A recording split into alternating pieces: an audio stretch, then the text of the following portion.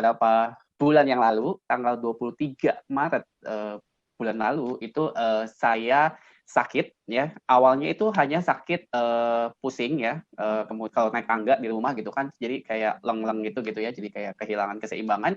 Terus mual ya, muntah gitu ya. Itu beberapa hari setelah mengalami yang susah makan, karena memang pada saat itu seminggu saya nggak bisa makan karena semua rasa kayaknya sama gitu. Jadi mau makan apapun, makanan kesukaan saya pun itu semua rasanya sama. Jadi nggak pernah ada rasanya gitu ya. Terus dari gitu ketika makan pun nggak pernah bisa 2-3 suap gitu. Jadi selalu cuma 1 sendok udah kenyang gitu ya. Jadi nah, saya pikir waktu itu adalah mah saya gitu kan, karena dulu sekali gitu ya saya punya mah gitu ya, karena mah saya saya pikir kambuh gitu kan, karena sebenarnya sejak beberapa tahun yang lalu tuh mah saya udah sembuh gitu ya, udah nggak terjadi lagi sakit mah gitu. Nah, apakah karena mah saya kambuh lagi gitu kan? Jadi karena seminggu itu benar-benar kondisinya sangat tidak enak banget gitu kan.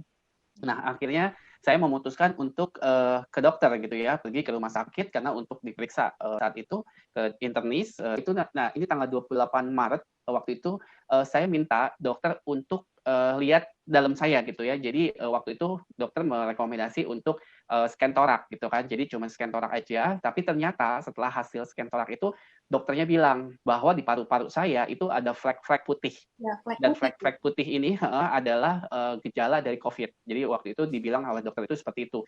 Jadi saya harus menunggu beberapa menit ya, kalau nggak salah setengah jaman atau 1 jam, karena mereka sedang mempersiapkan untuk saya CT scan. Di awal-awal saya cuma tahu orang yang COVID itu adalah batuk, pilek gitu kan, namanya seperti itu gitu ya. Nah, sementara saya tidak mengalami yang namanya batuk pilek itu yang gimana gitu. Jadi saya sama sekali nggak pilek, batuk iya ada, tapi nggak yang seperti apa gitu kan.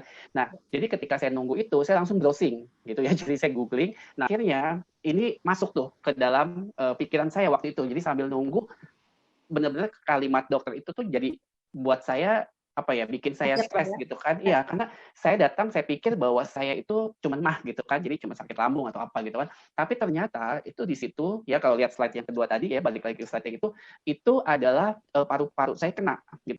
Jadi hasilnya memang persis seperti yang tadi saya browsing.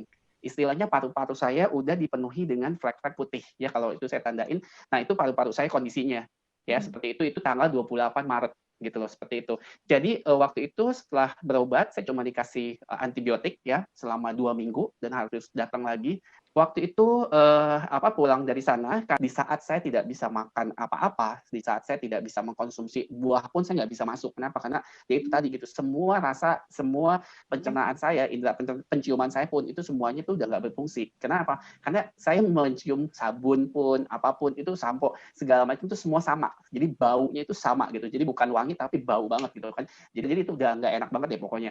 Jadi yang cuma masuk itu cuma alpha meta. Jadi selama beberapa hari itu gitu ya. Jadi saya konsumsi alpha meta itu dari pagi sampai malam itu bisa 5 kali karena nggak ada makanan yang masuk gitu ya. Jadi itu yang saya konsumsi. Jadi selain antibiotik yang dikasih sama dokter selama 2 minggu itu saya konsumsi alpha meta. Nah, akhirnya datang lagi ke rumah sakit tanggal 8 April itu di scan torak lagi gitu ya. Hasilnya seperti yang kedua, yang di slide kedua, dan akhirnya datang lagi tanggal 28 April itu 2020 itu kondisinya seperti itu ya, di slide yang paling atas di atas ya. Nah, selama proses ini saya sangat bersyukur banget ya, karena saya ada di satu komunitas yang luar biasa banget, FFG yang tadi Mbak Silvi juga infokan gitu ya, di komunitas yang sangat positif. Jadi waktu itu sebenarnya betul banget apa yang tadi dikatakan, stres itu adalah salah satu faktor utama membuat kita asam. Kenapa? Karena waktu itu saya awal Maret ya, awal pikiran saya yang benar-benar waktu itu sangat ini banget lah, stres banget gitu ya, sampai saya cerita pun nangis gitu kan, karena memang ada sesuatu yang sedang saya hadapi waktu itu gitu kan. Sampai saya juga ketemu sama Bu Yuliani, thank you Bu Yuliani kalau ada di sini gitu ya. Jadi yang memberikan masukan-masukan yang positif buat saya waktu itu gitu kan. Jadi saat saya mengalami ini pun gitu ya, yang namanya Ibu Hera, Ibu Yuliani itu sering banget telepon gitu. Saya cuma bisa nangis sebenarnya waktu itu kalau Bu Yuliani telepon gitu kan. Tapi Bu Yuliani itu yang memberikan saya selalu kekuatan gitu ya, supaya saya tetap kuat, supaya saya tetap afirmasi, supaya saya tetap bilang saya sehat, saya diberkati, saya bersyukur dan lain sebagainya. Jadi teman-teman di komunitas FFG ini yang sebenarnya juga memberikan proses kesembuhan buat saya waktu itu gitu loh. Jadi selain saya minum alpha meta, saya minum air alpha spin yang saya suling ya waktunya gitu ya, saya minum untuk dibikin alpha meta. Jadi saya pasang kuantum ya di kamar saya. Ketika tanggal 28 April itu cek sama dokter seperti itu. Jadi balik lagi tanggal 5 untuk dilihat ya secara menyeluruh gitu ya di CT scan. Akhirnya ya terjadi apa yang signifikan banget dan sudah dinyatakan oleh dokter bersih gitu ya, kembali seperti normal gitu ya. Jadi saya sangat bersyukur banget, saya sangat beruntung sekali karena ya itu dia gitu ya, dengan makanan yang sehat yaitu alpha meta, minum air alpha spin gitu ya, dan juga menjaga pikiran kita sebenarnya. Intinya seperti itu sih apa kesaksian saya ya.